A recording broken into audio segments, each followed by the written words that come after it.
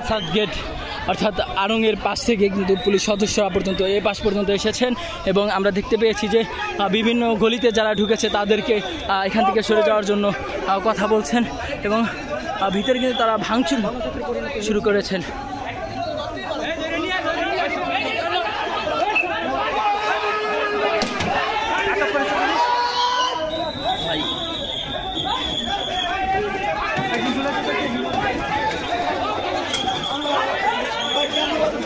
পিছিয়ে থাকো।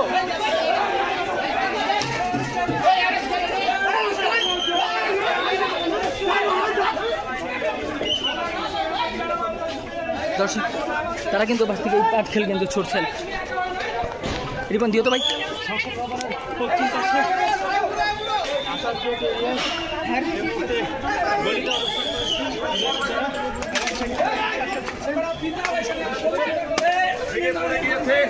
আসলে মাথায় লেগেছে।